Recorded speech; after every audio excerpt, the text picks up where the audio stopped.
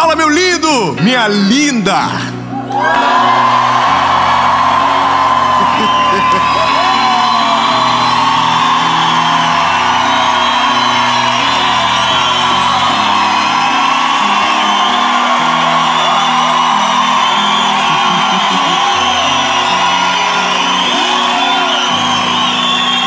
Ah, meu Deus, minha pressão quase baixou.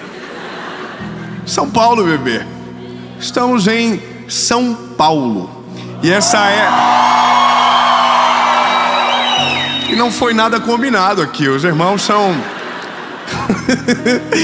É porque nós estamos muito felizes.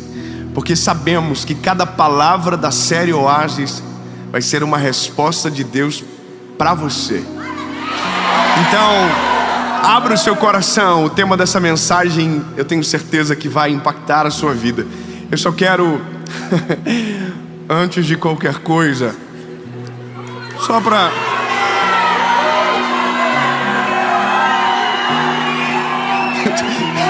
A câmera, corre, ali, nego, corre, aqui, nego, a câmera, o curte e compartilha.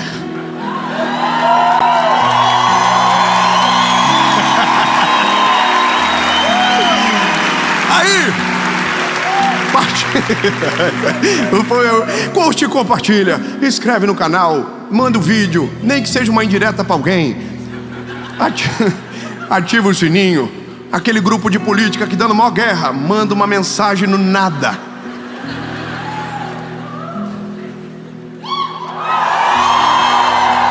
Lembre-se, políticos passam, a palavra é para sempre. Então, amém? Ai, vontade de falar. É que tem tanta gente perdendo amigo, família, relacionamentos por conta de algo passageiro. Ai, Jesus, um outro dia a gente briga nesse assunto. Enquanto isso, eu acredito que você já deve ter curtido, compartilhado, comentado. Top, e vamos para o vídeo.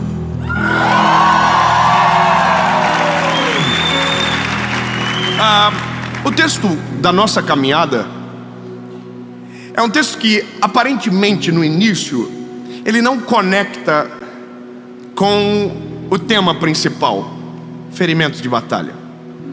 Mas a nossa jornada juntos vai fazer isso conectar no teu coração para fazer sentido.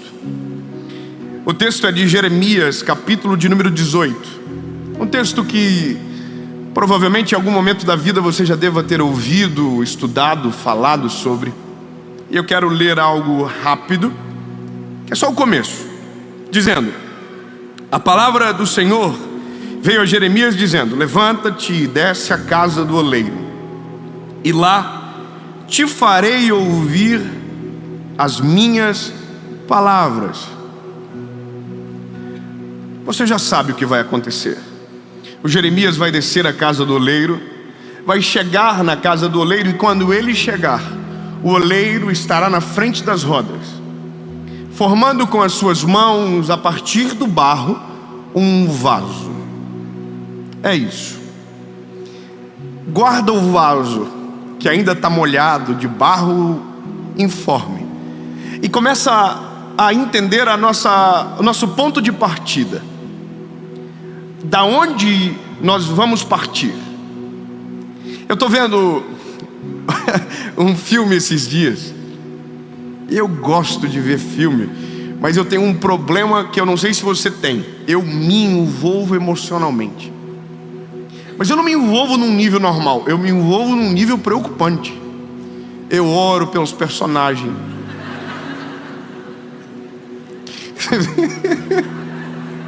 Eu sonho com os personagens. Os personagens fazem parte da minha família no outro dia. E quando morre alguém, eu sinto a dor do luto. Estou falando verdade. Esses dias eu assisti um filme com o personagem que morreu. Aí eu chorei. Minha esposa chegou, não entendeu o que estava acontecendo. Está acontecendo. Não fala comigo agora. Quem viu a mensagem de ontem, resolva suas dores, vai entender. Mas eu quero falar do filme que eu vi, né? Deixa eu chegar ao cerne. Eu vi um filme de um ator, você já deve ter visto ele alguma vez, o Steven Seagal. Rapaz, pensa um homem bom de briga. E ele é tão bom de briga que ele não apanha. Irmão, ele só dá ali. E ele bate de mão aberta. Aí o cabra vem, maior que ele... Aí o cara... E você fala, que é isso, irmão? Chega uma hora do filme que você está começando a torcer. Tomara que ele leve um cacete também. Porque é impossível você entrar numa guerra, numa batalha, e sair de maquiagem, bebê. É impossível você entrar numa confusão chamada vida e pensar que não vai ter nenhuma cicatriz e que vai dar tudo certo para sempre. Irmão, só dá certo no filme do Steven Seagal. Os filmes que eu curto é o do Van Damme. É só referência antiga. Os irmãos da década de 90 já sabem o que eu estou falando. Ou não, me preocupei um pouco agora. Esse irmão apanha o filme inteiro. Dá dó do miserável. Apanha, apanha, apanha. E quando pensa, morreu, ele faz assim, ó. Levanta, olha nos olhos do adversário, dá-lhe um soco. E o adversário morre. Bom, isso também não é real. Não é assim que a vida funciona. A vida, na verdade, ela é muito mais complexa. E o que a gente precisa entender é que, se queremos viver algo de Deus, se queremos viver o plano de Deus sobre nós, em nós, nós vamos precisar aceitar que em vários momentos não será do jeito que a gente deseja. Que em vários momentos nós vamos perder completamente o controle e as provações serão parte da nossa rotina. E eu digo isso para você porque em uma geração onde o conflito está cada vez mais difícil, porque não sei se você percebe, mas a gente está perdendo um pouco a manha de resolver os conflitos da vida, de resolver problema. A gente maximiza tudo, dá um monte de BO nas nossas emoções, a gente paralisa e não consegue. Bom, se você continuar dessa maneira, a tendência de você viver uma vida medíocre sem resultados na presença de Deus é muito grande. Porque o segredo é entrar no conflito e aprender a resolver no conflito, aprender na guerra. Tudo isso que eu estou falando para você é partindo de um princípio que o Senhor ministrou meu coração depois de muito tempo para aprender. Muito tempo. Foi quando eu entendi que todos os meus amigos, grave, eu não estou falando sem um dado claro, não, todos os meus amigos que vivem uma vida extraordinária hoje, debaixo da veste, estão carregados de cicatrizes. Todo mundo que vive algo extraordinário, que vive um plano de Deus, hoje carregam consigo marcas de dor, humilhação, vergonha. E todos, quando falam das vergonhas que passaram, das humilhações que viveram, não falam com luto, não falam com dor. Pelo contrário, é difícil aprender isso, mas agora eu estou começando a ficar bom nesse negócio. Quando essas pessoas que vivem algo extraordinário contam as suas histórias, tem um sorriso no rosto, tem brilho no olhar, e quando o testemunho vem afora, você não quer viver a dor dele, mas quer viver o que ele está vivendo. Porque nós olhamos para alguém que Deus está usando e a gente não tem noção de todas as dores e processos que aquela pessoa viveu para chegar onde está. Então a gente olha e diz, uau, eu queria viver igual. Aí Deus diz, quer? Tem certeza? Aí você faz assim, sobe 2, tira 3, 4 vezes 5, 6, 7. Você faz a conta, olha as letrinhas miúdas do contrato e diz, não quero. Então basicamente a gente vive em um tempo onde muita gente paralisa, porque mesmo sabendo o que Deus quer e aonde o Senhor deseja o levar, o destino está bloqueado, paralisado, porque o processo para tanto, a pessoa não quer.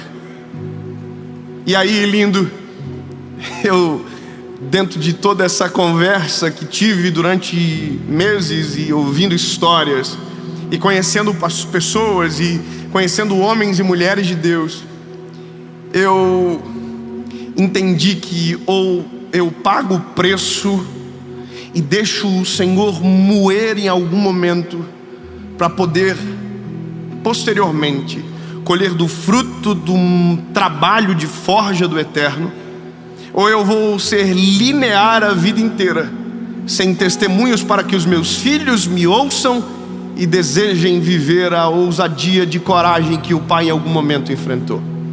Se eu perguntar para cada um, todo mundo tem a sua história. Mas, por exemplo, eu estou olhando aqui o pastor Adson, que é o pastor dessa igreja que nos recebe. O senhor ontem, na nossa conversa, falava do seu tempo de ministério. E eu acho brilhante essas conversas, eu gosto de ouvir porque eu sou um bebê. Eu comecei ontem, e aí quando eu vejo alguém dizendo: eu estou 20 anos falando de Jesus e vivendo o ministério, e o sorriso ainda está no rosto, a alegria ainda transparece, eu começo a entender que existe longevidade mesmo em ambientes de processo de dor e feridas profundas. Porque seja sincero, pastor, eu nem lhe apresentei aos visitantes, mas a gente faz isso já já. Mas para chegar agora aqui e estar nesse lugar, rápido, quantas histórias de humilhação o senhor tem para contar? É muita treta. E sabe, todo mundo que você vê em algum lugar de uma posição que está em destaque, o destaque é o resultado de milhares de dias de humilhação. E agora, compreendendo que é impossível sair de uma guerra sem uma marca, eu preciso aprender a aceitar as marcas e às vezes inclusive provocá-las. Um livro que li agora essa semana falava como que um diamante nasce, como que surge um diamante. E por isso que eu conectei com o texto que nós vamos entrar. O diamante nasce a partir de 3 fatores: pressão, calor e tempo. O diamante, por isso que eu olho para a Bíblia e eu falo que não pode. Como que alguém escreveu isso há tanto tempo, viveu isso há tanto tempo? E eu olho um estudo de agora e a história é a mesma: pressão, calor, tempo. Como pode? Bom, é que Deus não trabalha com coincidência. Ouvi uma frase esses dias que curti: Deus trabalha com cristocidência. É sempre Cristo controlando tudo, todas as histórias, e tudo fecha. Bom, um diamante que essencialmente é feito de carbono, cerca de 100 milhas para baixo da terra, precisa de 3 coisas para virar um diamante: pressão, calor, tempo. Tem gente que, se ouvir uma dessas palavras, já não gosta. Tem gente, por exemplo, que não gosta de esperar.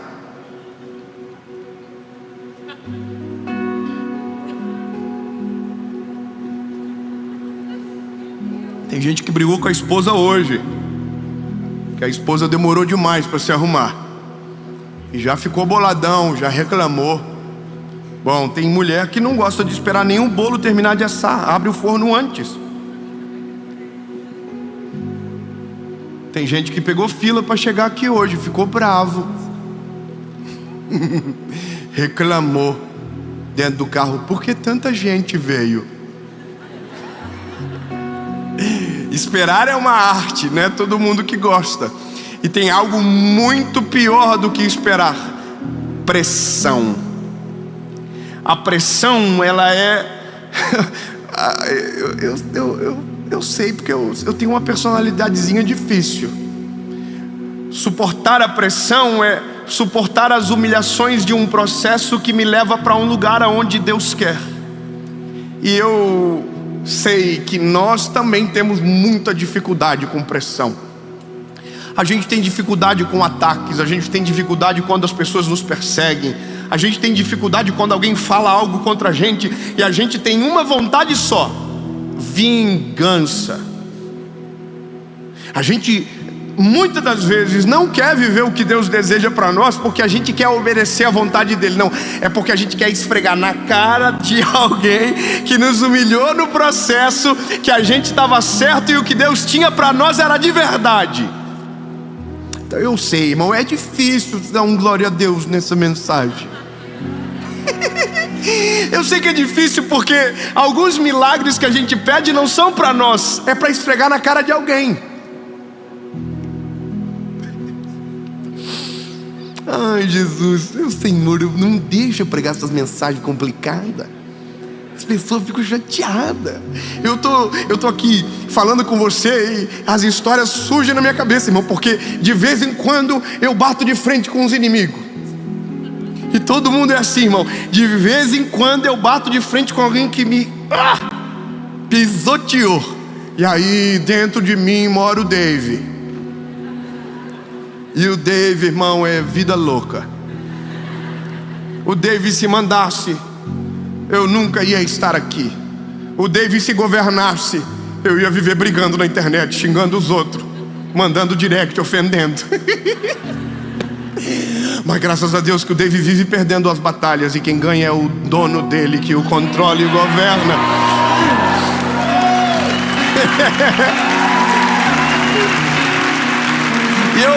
E eu tô falando porque o resultado do que sou é fruto da humilhação que passei. Eu já vou chegar. Porque eu confesso, dá algumas vontades. A gente é ser humano. Por exemplo, eu tô essa semana dei de cara com um irmão. Você consegue fingir que não conhece os outros? Você veio e fez: nossa, não conheço essa pessoa que não me parece estranho. Irmão, fizeram isso comigo. Só que eu que queria ter feito com ele. Entendeu, irmão? Só que o meu lado às vezes muito bobo, a gente quer ficar sorrindo. E como ele fez que não me reconheceu, aí, irmão, o Dave dominou. O Dave falou: devolve o controle do PlayStation aqui. Aí, irmão, na hora eu gritei: ei! E ele se fingindo de louco, indo embora. E eu... Quando ele olha, eu falei: que isso, cara? Não lembra de mim? Claro que ele lembra. Porque eu lembro dele. E aí ele falou assim: ó, você aí? Ó. Aí eu falei: vem cá, rapaz, me dá um abraço. E aí o David dentro de mim diz: conta umas histórias boas. Esfrega na cara. Aí, irmão, por isso que é importante o processo antes da honra. Porque se a honra vem antes do processo, a honra se vira contra você e te transforma em alguém miserável. E eu não falei nada para ele. Eu só dei um abraço e falei: ai, bom te ver, meu irmão. Dentro de mim eu queria contar umas histórias.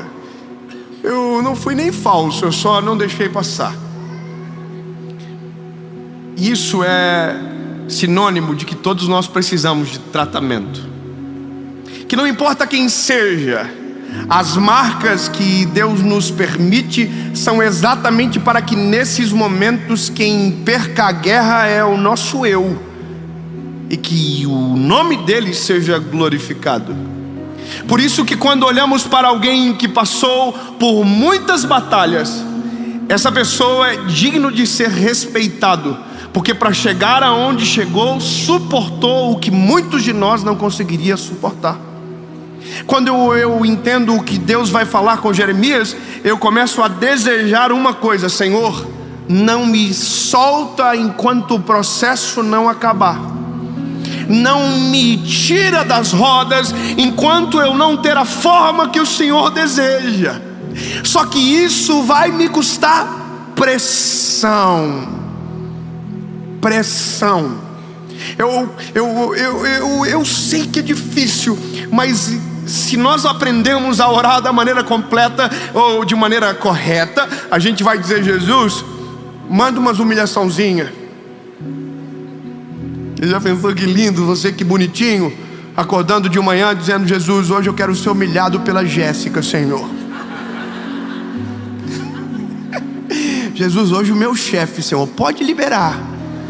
Deixa, Senhor, deixa, porque eu estou precisando. Você nunca vai fazer essa oração, meu lindo, porque a gente não gosta de ser oprimido. Mas se eu te dizer que a opressão de agora é o que garante o teu coração amanhã, se eu te falar que algumas marcas e cicatrizes, quanto mais profundas, mais seguros nos tornam para viver exatamente o plano de Deus lá na frente de você crer. Quer ver uma coisa? Eu vivi muito tempo pregando. Eu pregava só em igreja pequenininha e só para pouca gente, e só no primeiro dia, porque tinha os famosos vinham depois. Os que pregavam bem vinham sempre depois. Então eu entrava para dar uma palavrinha, tipo assim, sexta-feira, alguém não consegue trazer ninguém? Chama o Dave. E eu ia, irmão, porque eu tava lá, top, vamos. Irmão, vivi muita treta. Eu sempre falo que conversa de itinerante, de pregador, né, de qualquer ministério, qualquer pessoa, se você conversa com um par seu, todo mundo tem uma história triste do que viveu para chegar onde chegou. Então eu tenho as minhas histórias, você tem as suas, mas as minhas também são sinistras. Então eu me lembro de algumas coisas. Por exemplo, eu chegava na sexta-feira para pregar na igreja, tinha bem menos gente do que no sábado e domingo, porque era eu que ia pregar. E às vezes quem estava dirigindo aquele culto falava assim: irmãos, fiquem tranquilos, o melhor vinho é o do final. E eu estava aqui, ó, o suquinho de uva integral, porque se o melhor vinho era do final, basicamente ali era o coitadinho. E eu ouvia coisas, por exemplo, olha, vou trazer semana que vem um pregador bom de verdade. Falei, que é isso, hein?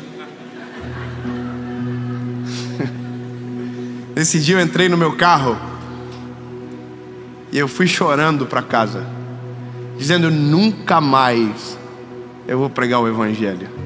Se for para ser humilhado desse jeito, eu não quero nunca mais. E sabe, eu consigo me lembrar de tantas histórias, de passar humilhação na casa das pessoas, de dormir em um lugar onde não era para dormir, mas como o objetivo parece-me que era humilhar. E sabe, todas as vezes que isso acontecia, eu dizia: Jesus, por que, Senhor? Por que comigo? Por que tanto BO? Por que tanta humilhação? Sabe, as pessoas não têm muita noção disso, porque vê agora. Então eu falo: nossa, que isso, que maneiro. Bebê, senta comigo, vamos revisitar as histórias. Vamos falar da kitnet. Vamos falar do carro que queimou o para-brisa e a minha esposa gata do jeito que é, com aquela cara de rica, com o guarda-chuva para fora do carro aqui, ó, tirando a água do guarda-chuva, e eu com medo dela brigar comigo. Ela falou assim: só vai, lindo, vai dar tudo certo. E a gente chegar para ministrar num lugar, e quando entrar dentro do carro para voltar, tem um pacotinho de uma oferta com R$14 em moeda, e o combustível para chegar lá foi 20. Então faltava 6, né? E aí tinha um para-brisa que quebrou, mas era Uno, então era uns R$18. E tudo isso foi marcas necessárias. Quando Deus desce o Jeremias lá, ele começa a prestar atenção, e a Bíblia diz que as mãos do oleiro estão sobre o vaso, e de repente o vaso desmonta, desmancha na mão do oleiro. E eu sei que muitos de nós aprendemos errado sobre isso. Nós aprendemos que o oleiro quebrou o vaso, mas aí a Bíblia diz que o vaso quebrou-se na mão do oleiro, porque o problema nunca é o oleiro, é a matéria-prima que o oleiro escolheu para trabalhar. A gente, não sei se você sabe disso, mas você é ruim de dar ódio.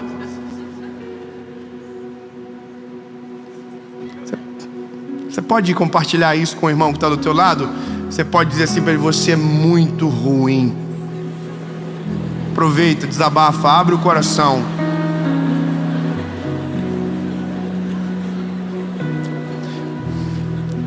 Mas fala para ele: mesmo assim, Deus olhou para você e enxergou aquilo que só Ele consegue enxergar.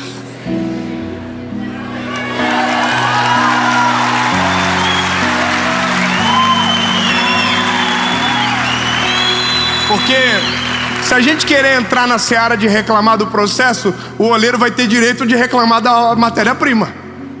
Ah, Senhor, não quero esse processo. Meu lindo, com a matéria-prima que você é, só assim para dar certo. Porque senão você vira uma cebosa, irmã. Você vira um ceboso, meu lindo. Deixa eu abrir o coração para você. Tem gente que Deus não pode dar um pila a mais, que ele fica soberbo, trata mal os outros, fica ignorante. Se ele comprar uma moto, ele já fica: nossa, estou em outro patamar da sociedade. Tudo que vem antes de um processo que garanta a estabilidade para aquilo, vem para destruir, não para abençoar. Então, pressão a gente precisa. Pressão. Aí depois, quando acabou a pressão, aí vem o calor. E entenda que o vaso pronto não é o barro original. Entende o que eu acabei de dizer?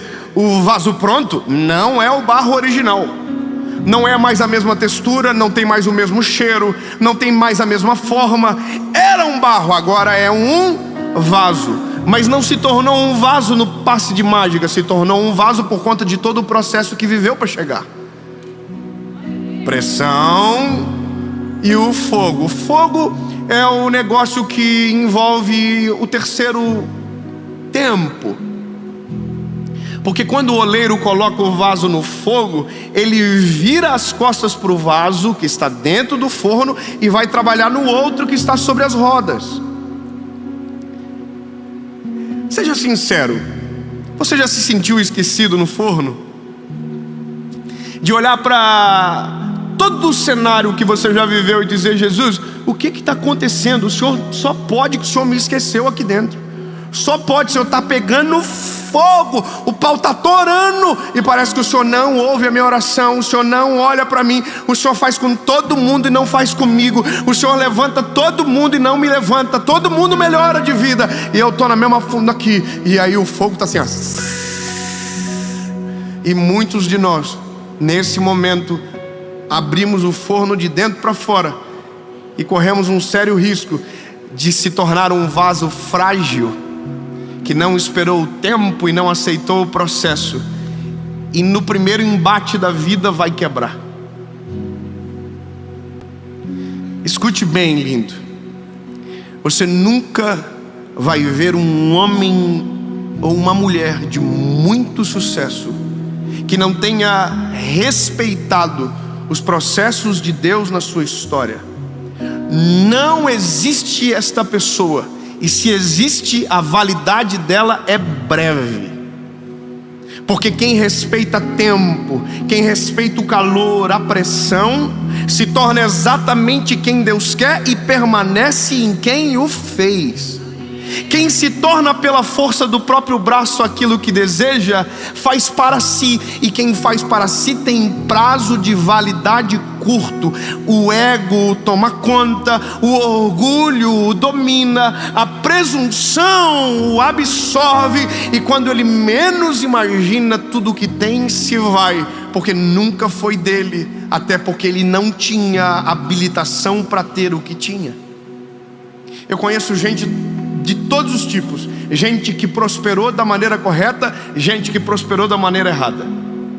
Talvez você sabe do que eu estou dizendo, mas você já viu que tem gente que prosperou com dinheiro que não é lícito, não tem felicidade no dinheiro que tem. Por quê? Porque não tem o processo correto, não tem o processo real. Você entende isso? Não tem o processo real. Se o processo não acontece, boicota tudo, o resultado, exatamente tudo. Eu preciso terminar. A Bíblia diz que o oleiro está terminando o vaso, coloca o vaso no forno, e agora a gente segue daqui. O vaso, quando fica pronto, quando o vaso fica pronto, a gente pode dizer que agora ele está preparado. E a pergunta é: preparado para quê? Ok, eu passei por um processo nas mãos de Deus, eu fui humilhado pela vida, passei processos, pressão, fogo, tempo, tudo. A pergunta é: para quê? E o para que errado revela que alguma coisa no processo não foi respeitado. Eu vou dizer, alguém diz aqui: para que os meus inimigos sejam envergonhados. Alguém aqui pode dizer: para que quem riu agora passe vergonha. Quando você olha a Ana, quando o filho dela, Samuel, nasce, a Bíblia diz que o que ela faz não é levar na casa de Penina e esfregar na cara de Penina. Não, o que ela faz é pegar um garoto depois de desmamar e levar no templo e consagrar ao Senhor. Então deixa eu gravar algo no teu coração para sempre. Todas as cicatrizes de uma batalha que você carrega não são para fazer você parecer mais forte do que o irmão que está do teu lado, mas para que você compreenda que o Deus de toda a eternidade olhou para você e ouviu algo que só Ele pode enxergar. As marcas são suas, mas a glória da vitória é dele. O vaso só serve para uma coisa, só para uma coisa. Sozinho ele não adorna, mas quando ele é preenchido, ele tem sentido para existir. Eu demorei muito para compreender isso, lindo. E como disse algumas vezes, algumas mensagens eu gostaria que tivesse me contado antes. Algumas palavras eu gostaria que alguém tivesse falado para mim. Porque as batalhas que lá atrás enfrentava, se soubesse do que Deus estava sendo, preparando, do que Deus estava, eu teria reações distintas. Teria suportado o fogo em silêncio, porque falei muito na hora que devia ter ficado quieto. Teria esperneado menos, teria deixado inclusive pegar mais. Quanto mais fogo, mais resistência, mais resiliência, mais capacidade de suportar. E aí, lindo, eu já chego no final do vaso. Um dia você olha no espelho e pensa que está pronto. E esse dia você errou de novo.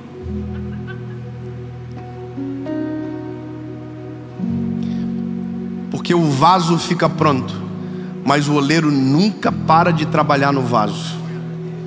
Eu vou falar de novo isso, lindo. O vaso fica pronto, mas o oleiro nunca para de trabalhar no vaso. O vaso está trabalhando, dando certo, quando de repente o oleiro coloca a mão no vaso e diz: dá uma seguradinha, preciso retocar algo que eu consigo ver, e que se não mexer agora, vai te prejudicar lá na frente. E aí quando você pensava que estava tudo certo, que agora era só vento em popa, você está nas rodas de novo, nas mãos do oleiro. E o oleiro está tampando buraco em você, está fechando fendas de rachadura. E você diz: não, mas já tenho marcas o suficiente. Aí Deus diz: não, mas é que você não sabe que o que vem depois precisa de resistência ainda maior. Então, lindo, eu quero só que você compreenda um negócio. Todas as vezes que alguém falar sobre marcas e cicatrizes, diga: eu quero. 10 irmãos, tá bom, 10 irmãos querem, os outros dizem: não, férias. Disney. Então, lindo, se prepare, porque vai dar tudo certo com você. Só não vai acontecer nada maneiro, só vai ficar na marolinha. Agora, quando você entende que a cicatriz é necessária, você não precisa nem ser convocado para a guerra. Você entra na guerra, você entra na batalha, porque você sabe que quanto mais marcas, mais capacidade você vai ter para suportar o que Deus deseja colocar em você. O vaso fica pronto e o resultado do vaso é ser preenchido. E aí o apóstolo Paulo termina dizendo: tendo porém tesouros em vasos de barro, para que a glória não seja do vaso, entende? Mas daquele que o encheu. As minhas cicatrizes talvez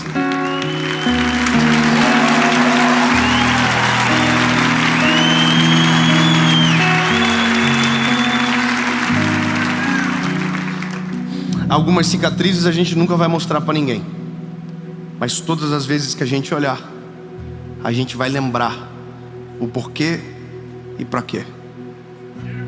E talvez um dia, é profético o que eu vou falar agora, receba se você quiser ou não. Posição de receber é assim: adorar, abençoar, receber. Eu quero declarar no nome de Jesus que todas as batalhas, todas as guerras que você está enfrentando, ou talvez ainda vai enfrentar, servirão para deixar cicatrizes profundas em você. Que talvez não é isso que você desejava, mas se tem alguma coisa que muda o homem de maneira genuína, são as marcas de um combate. Talvez você não percebe, mas cada marca, uma faceta do teu caráter é trabalhada. Cada marca, uma faceta da humildade sua é trabalhada. E quando menos você perceber, uma ferida aberta se transforma numa cicatriz. E a cicatriz que um dia doeu, em nome de Jesus na sua vida, será um motivo para glorificar o nome daquele que te chamou para obras incalculáveis, maiores do que você possa imaginar, mas que só irão acontecer se no nome de Jesus a pressão, o fogo e o tempo forem respeitadas. Amém.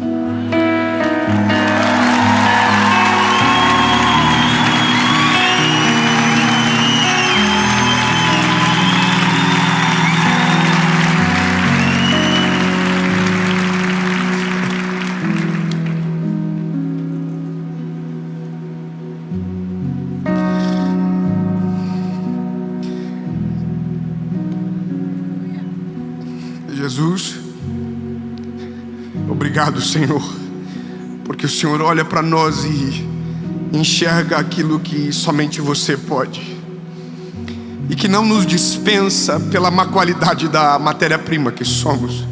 Pelo contrário, o Senhor nos usa, nos aproveita para a glória do teu nome.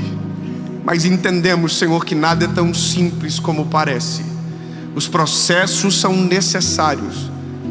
Os processos são obrigatórios para que então sejamos exatamente aqueles que o Senhor planejou. Para que quando o Senhor nos encher, o vaso não quebre, não dê problema ou tente absorver uma glória que não é sua, mas para que o teu nome apareça, que o teu nome seja glorificado. Completa a tua obra em nós, Jesus, mesmo que doa, mesmo que nos incomode, mas se o teu nome for glorificado, vai valer a pena.